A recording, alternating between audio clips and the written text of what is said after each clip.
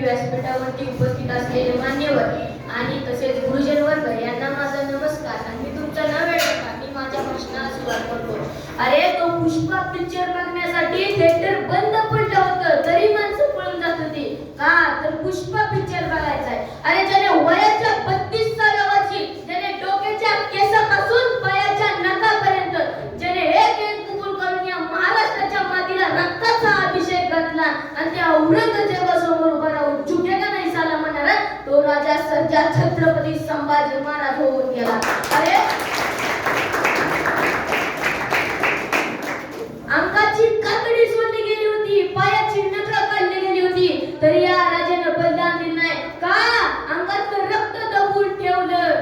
का तर ही माझी तरुण पिढी पुढे अभिमानाने स्वाभिमानाने मानदार करून जगावी केवळ यासाठी.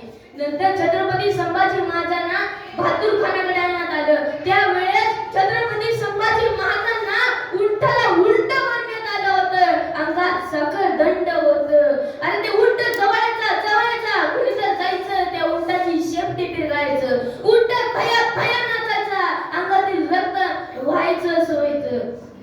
नंतर छत्रपती संभाजी महाराजांना विदोषी कपडे घालण्यात आले आणि त्यांना नेण्यात आलं. अरे कोणीतरी यायचं अंगावरती नक्षी काढून जायचं, कुणीतरी यायचं हाताची बोट काढून न्यायचं, कुणीतरी यायचं केस उपटून टाकायचं, कुणीतरी यायचं गुडघ्याच्या वाट्या काढून न्यायचं. अरे काय अवस्था केली होती. अरे कोणी बघितलं असतं तर म्हणलं नसतं आपला शंभू राजा आहे. त्यावेळेस औरंगजेब सिंहासन सोडून छत्रपती संभाजी महाराजांच्या जवळ आला, गुडघे टेकून बसला आणि म्हणाला, ए हुजूर, रहम दल्ली, जिसको देखने का मेरा सपना था वो आज मेरे कदमों में है.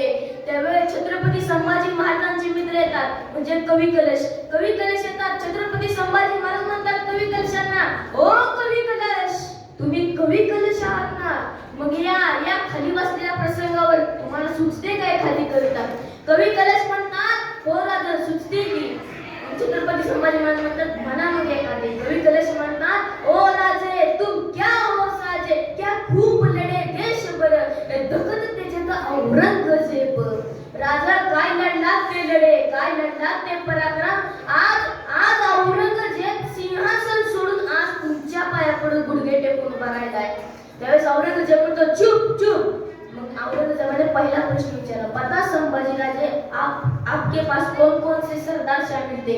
त्यावेळेस औरंगजेब म्हणतो, अरे रक्तासाठी रक्तावर लढणारी जात नाही आमची. अरे आई भवानीचेच होतो आम्ही.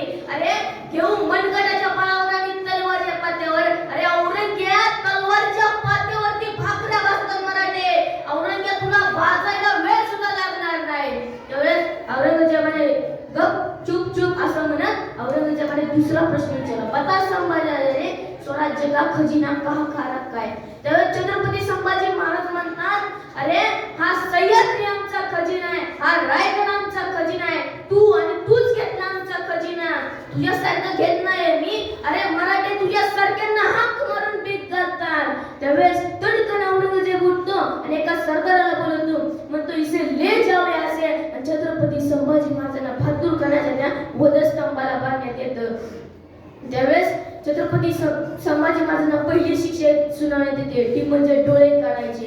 अरे ज्या डोळ्यांनी आयुष्यभर सह्याद्री सारखे सौंदर्य पाहिले, ज्या डोळ्यांनी रायगडासारखे सौंदर्य पाहिले, ते डोळे आज जाणार होते.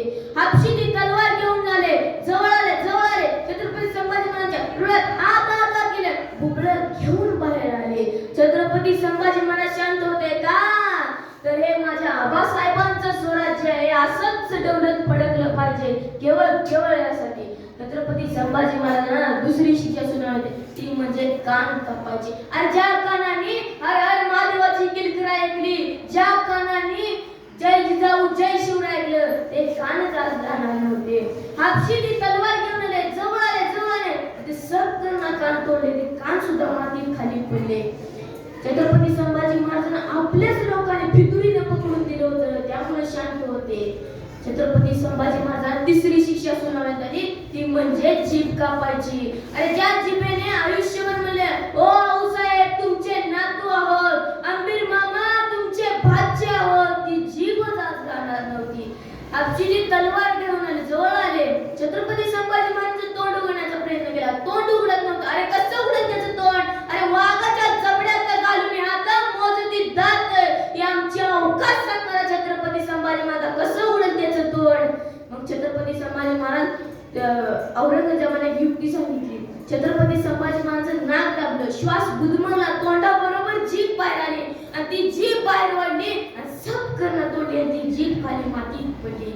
छत्रपती संभाजी महाराजांनी गप बसले. त्यावेळेस छत्रपती संभाजी महाराजांना चौथी शिक्षा सुनावली, ती म्हणजे गर्दन कलम करायची.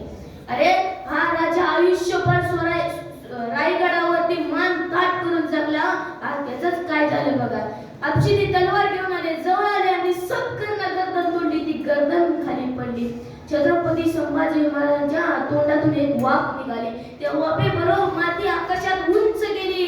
छत्रपती संभाजी महाराज म्हणतात मातीला, जाऊन सांगा आबासाहेबांना तुमचा पुत्र मातीत नाही मेला, तुमचा पुत्र मातीसाठी मेलाय. जाता जाता एवढं सांगू वाटतं, छत्रपती शिवाजी महाराज को शेर कहते थे और शेर के बच्चे को छावा कहते.